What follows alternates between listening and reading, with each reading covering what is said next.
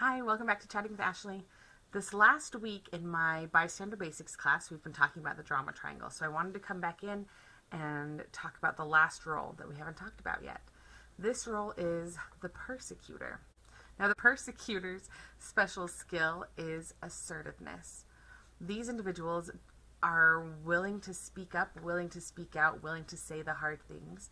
And that skill is something that's important to have in our society. We need people who are willing to do this and willing to speak out. And when an individual is acting in the drama triangle, the role that they fill is called persecutor.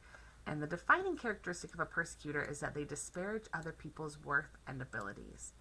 So this persecutor role will come in, they're not going to take responsibility on themselves, they're going to point out what the other people should be doing differently, how they should be adjusting. They'll point out weaknesses, they'll blame and they'll be critical. I am right, you are wrong, and all of these reasons. Here's all of the proof as to why you are wrong. When you're in a situation where you're trying to communicate with someone who's filling the persecutor role, it's really difficult because instead of getting introspective and considering what's being said, they just come back with that assertiveness. Now, this same individual with this same special skill, if they use that assertiveness in a healthy way, in a positive way, what ends up happening is they're able to express confidence in other people's worth. That's what a healthy person looks like. And that title that we give is a challenger. So they have the same skill of assertiveness. They're willing to say the hard things. They're willing to have those hard discussions, but they do it in a challenging way that's expressing confidence rather than disparaging other people's worth. So it will look like considering the situation and seeing if there is something that needs to be expressed. They'll also ask themselves if it's their responsibility to express it, and if it is, when is the best time and what is the best way to express those things.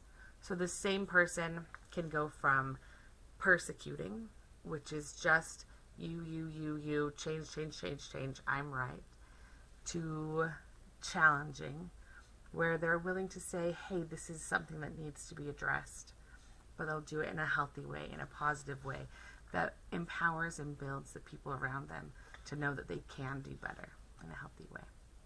So that's our last role of the drama triangle. If you haven't watched the other videos, we also have a video on the rescuer and on the victim, as well as just an overview of what the drama triangle is and why attempting communication inside the drama triangle is impossible. It doesn't work, so don't do it. When I talk about the drama triangle, we quite often have this knee-jerk reaction of going, oh, I can see how that person fills these roles. I can see what they're doing. And I want to challenge you to look introspectively. Where do you notice you fall into each of these roles? When does it come out? Why does it come out? And what can you do to help get curious and get aware so that you can stay over into the more empowering dynamics rather than the drama triangle dynamics? Thanks so much for listening today.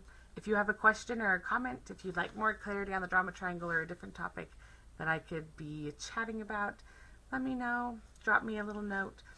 Connect with me at healingwithashley.com and check out the classes. I have lots of fun classes that are empowering and insightful happening right now, and I'd love to connect with you. Remember, you're not crazy and you're not alone, and I'll see you next week.